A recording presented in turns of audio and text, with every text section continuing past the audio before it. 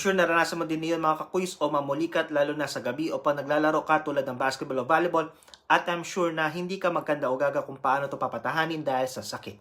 Well, ang pulikat sa binti ay karaniwan, kadalasang walang malubhang dahilan at tumatagal lamang na maikling panahon. Maaari itong mangyari anumang oras, ngunit madalas itong nararanasan sa gabi o habang nagpapahinga. Ang pulikat sa binti ay nangyayari kapag ang isang kalamnan sa binti ay biglang sumikip at nagdudulot ng matinding pananakit at hirap sa paggalaw. Ang pulikat ay maaaring tumagal mula ilang segundo hanggang 10 minuto. Maaari itong makaapekto sa kalamnan ng binti o calf muscle na nasa ibaba ng tuhod sa likurang bahagi ng binti at sa kalamnan sa paa o hita, mas madalang itong nangyayari. Pagkatapos ng pulikat, ang kalamnan ay maaaring manakit hanggang 24 oras. Ang pag-unat at pagmasahe sa apektadong kalamnan ay maaaring makatulong na mabawasan ang sakit habang nangyayari ang pulikat, ngunit kadalasan itong nawawala ng kusa. Ang pagtayo at paglalagay ng bigat sa binti na may pulikat ay maaari ring makatulong.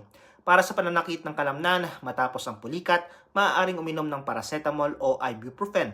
Ngunit tandaan, hindi ito makakatulong habang nangyayari ang pulikat dahil hihintayin pa natin ang epekto ng gamot na ito. Ang regular na pag-ehersisyo tulad ng calf stretching ay maaaring makatulong na mabawasan ang posibilidad ng pulikat, ngunit hindi nito ganap na maiwasan ang paglitaw nito.